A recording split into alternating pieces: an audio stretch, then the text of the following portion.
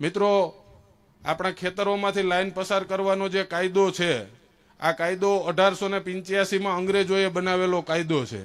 અને સ્વાભાવિક વાત છે કે અંગ્રેજોએ જે કાયદો બનાવ્યો હોય એ કાયદો ખેડૂતોના હિતમાં ના હોય. આપણો આ દેશ આઝાદ થયો એને ખૂબ લાંબો સમય થઈ ગયો.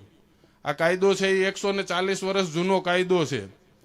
પણ આ કાયદામાં પણ એક એવી જોગવાઈ છે, ગોપાલભાઈ આપ તો એડવોકેટ છો, કે આ કાયદા મુજબ પણ જો આપના ખેતરો વચ્ચેથી કે આપના ગામમાંથી આ લાઈન પસાર કરવી હોય તો સૌપ્રથમ તો રૂટ નક્કી કર્યા બાદ સ્થાનિક સત્તા મંડળ એટલે કે ગ્રામ પંચાયત, તાલુકા પંચાયત કે જિલ્લા પંચાયત સાથે પરામર્શ કર્યા બાદ રૂટ ફાઇનલ કરવો.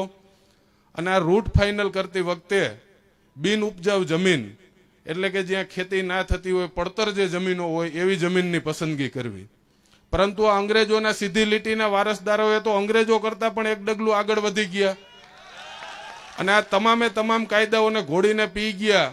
અને આપણા ખેતરો વચ્ચેથી માત્ર કચ્છમાં નહીં પણ સમગ્ર ગુજરાતની અંદર, એ જામનગર હોય, દેવભૂમિ દ્વારકા હોય, મોરબી હોય, કચ્છ હોય, જે દરિયાકાંઠાનો વિસ્તાર છે એ દરેક ક્ષેત્રની અંદર આ લોકો ખેડૂતોના ખેતરોમાં બેફામપણે દાદાગીરી કરીને સ્થાનિક ગુંડાઓને કે સ્થાનિક નેતાઓને કે નેતાના કાર્યકરોને કામ આપી અને ત્યાંથી દાદાગીરીપૂર્વક લાઈન કાઢવાનું કામ કરે છે.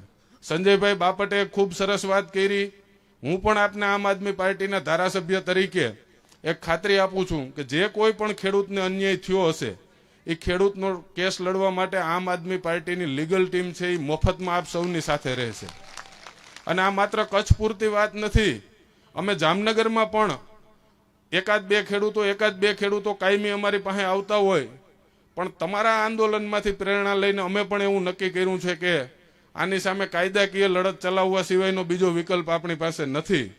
હમણાં જ હું ઈસુદાનભાઈને વાત કરતો હતો કે આપણે જામનગર જિલ્લા અને દેવભૂમિ દ્વારકા જિલ્લામાં પણ આ અંગે સેમિનારો યોજીને જે ખેડૂતો ઉપર દમન કરવામાં આવ્યું છે એના મફતમાં કેસ લડવાનું કામ આપણી લીગલ ટીમને સાથે રાખી અને આપણે કરવું જોઈએ. ખેડૂત બિચારો એકલો લડત લડવા જાય તો કોર્ટમાં ખૂબ રૂપિયા ખર્ચાઈ જતા હોય, તો આ પ્રશ્નને વાચા આપવા માટે થઈ અને આમ આદમી પાર્ટી આગળ આવી છે અને આમ આદમી પાર્ટી તમારા કેસ હાઈકોર્ટ સુધી મફતમાં તમને ન્યાય ના મળે ત્યાં સુધી લડત રૂપે આ કેસો લડશે. મિત્રો, આપણે સૌ જાણીએ છીએ છેલ્લા 30 વર્ષ થયા ભારતીય જનતા પાર્ટીની જે સરકાર છે એના ખેડૂતલક્ષી અનેક મુદ્દાઓ છે. આમ આદમી પાર્ટીએ સમગ્ર ગુજરાતમાં આ રીતે કિસાન મહાપંચાયતો યોજી ખેડૂતોને મળી અને ખેડૂતોના મુદ્દા સાંભળી અને ખેડૂતોના પ્રશ્નોનું એક ખૂબ મોટું એક આવેદનપત્ર તૈયાર કર્યું છે. આગામી સમયમાં આમ આદમી પાર્ટીના પ્રતિનિધિ મંડળે આદરણીય મુખ્યમંત્રીશ્રીનો પણ સમય માંગ્યો છે. કદાચ એકાદ વીકની અંદર જ જ્યારે પણ સમય મળે ત્યારે આ બધાય પ્રશ્નો લઈ અને સીધા મુખ્યમંત્રીશ્રીને આવેદન રૂપે આમ આદમી પાર્ટીના તમામ નેતાઓ જવાના છે. ત્યારે ફરીથી હું આપને ખાતરી આપું છું કે આપની આ જે લડાઈ છે એમાં જ્યાં પણ જરૂર પડશે આપ હાકલ કરજો.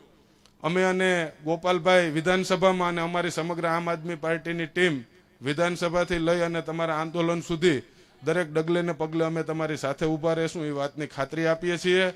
વિશેષમાં વાત ના કરતા વિરમું છું. જય હિન્દ, જય ભારત.